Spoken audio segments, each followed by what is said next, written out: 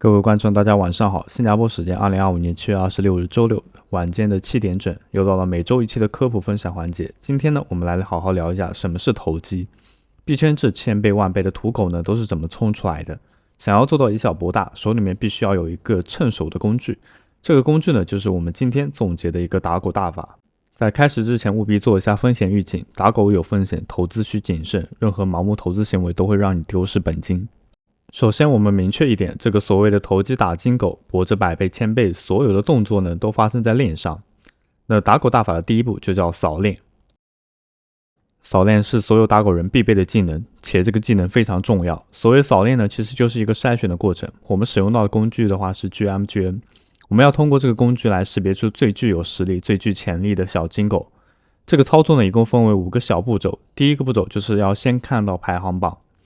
我们登录到 GMGN 的官网，在左上角点击一下热门，点击之后呢，它会显示1小时的成交额，看一下当前实时最热门的代币是哪几位。那为什么只让你看1小时，而不是让你看5分钟，或者是让你看24小时呢？因为5分钟的时间实在太短了，5分钟活跃的项目里面的数量实在是太多，噪音太多，其实不太好筛选。那为什么不看24小时呢？24小时时间很长，对于一个土狗来说，很可能已经有了它的市值。并且市值的话也突破到了它的瓶颈，而且这种类型的项目它已经能热24小时，就意味着它在全球就已经有了一定的影响力。那这个时候呢，其实是大家退出的时候，而不是买进的时候。所以说根据冲狗的经验的话，就看1小时级别的热度排行榜。接下来要看到第2步了，就是了解这个项目的筹码分布。这一步呢，我们主要是了解这个项目它有多少的持有者，以及它有没有关联一些老鼠仓钱包，这个很关键。因为这些老鼠仓钱包主要就是为了刷交易量，假装这个项目热度很高。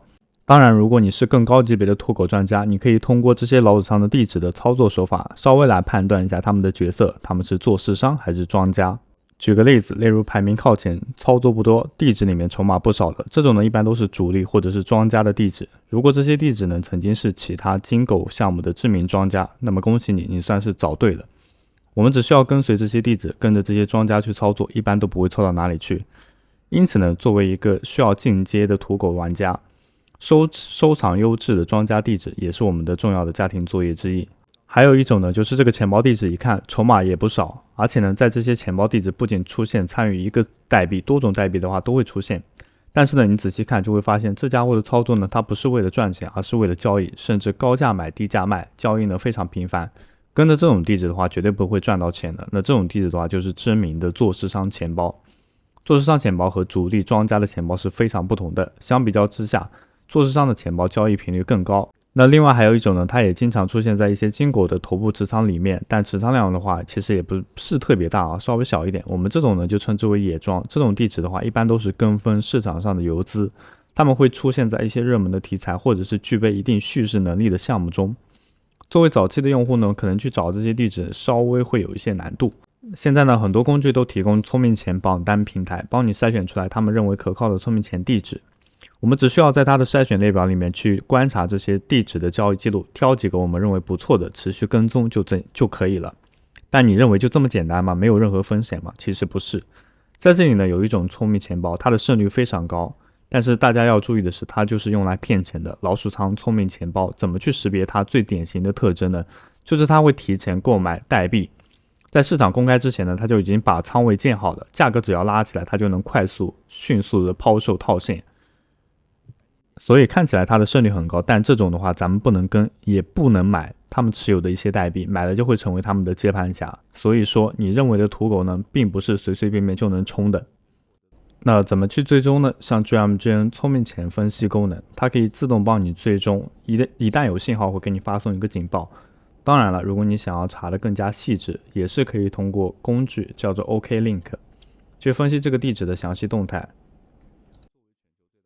你已经看完了这个项目的地址构成不错，有庄呢，有游资，还有一些小散户的地址。那接下来就要研究下一步，下一步的话就是看这个项目的它的官网推特，以及是它的官网，尤其是重点看它的推特账户。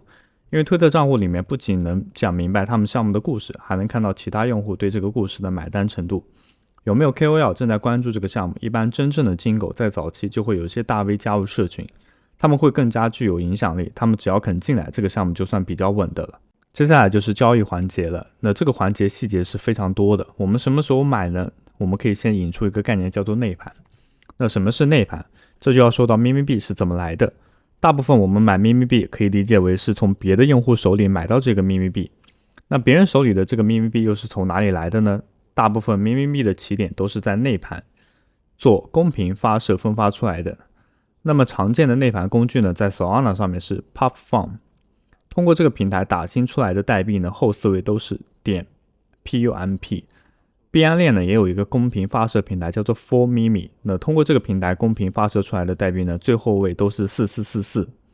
内盘的代币什么特质啊？刚打出来的话，市值都非常小，并没有流通到市场当中，所以呢会比较便宜，上涨空间的话也是比较巨大的，是链上淘金的第一线。但内盘怎么找项目，怎么扫链呢？规则的话跟我们之前讲的差不多，但核心的话就是成功率比较低，一定要做一些分散投资，每个项目的下注比例一定要控制的比较小。那我们移步到外盘来看一下，所谓外盘就是在发射平台市值成长到一定规模之后，就可以进 DEX， 也就是去中心化交易所上面去搭建它的交易队，组建交易池子。如果你的咪咪币发行在 Solana 链上，这个外盘的池子就建立在 Redium 上。如果你这个币的话是币安链发射出来的，那这个外盘的话是建立在 Pancake。那我们之前 IDO 打新的话都是在 Pancake 上面。上面说这个外盘呢，其实也分为3个阶段啊。那从事一段的交易选手呢，其实需求和内盘也都差不多，都是需要每天长时间在线。那为什么要长时间在线呢？就是因为这个一段的项目太多了，都还没有通过大量的市场验证，你也不知道谁能跑出来，所以你就成为了那个验证者，你需要用大量的时间观察它。但是从一段参与其实不太一样，因为往后翻的倍数就会更高，很多金狗距离它的一段来看都是1000倍的涨幅，1万可以变成1000万。如果你真的想玩一段时间的话，有几个思考的维度啊，怎么从一堆狗里面找出这个金狗呢？你就要往3个方向上去想。第一个，你想想这个代币的总市值是否处于一个合理的价格。那第二呢，就是它是否已经出现了过热的迹象。第3就是你关注的这些聪明钱地址，他们到底是在布局还是在出货。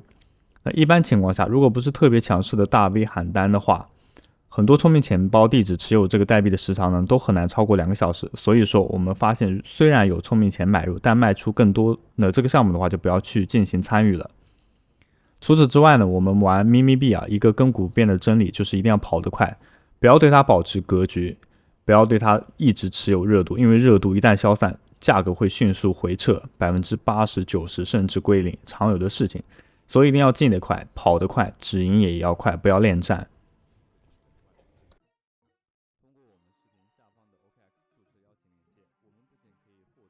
以上就是本期视频的所有内容，非常感谢各位观众与收看。再次提醒一下，打狗需谨慎。哦，对了，如果您是刚入圈的新人，或者是正准备进军加密行业的小白，请一定要选择用户量大、信誉良好的交易平台，列入我们的币安交易所、OKX 交易所。你可以使用我们视频下方的注册链接进行注册，可以享受到永续手续费减免 20%、数字盲盒、新手福利等诸多便利，赶快注册起来吧。另外呢，我们协同币安跟单平台开启了 AI 数据大模型的新时代，你可以利用自己手上的闲置资金赚取意想不到的利润。那么入口的话，就是大家所看到这一个入口。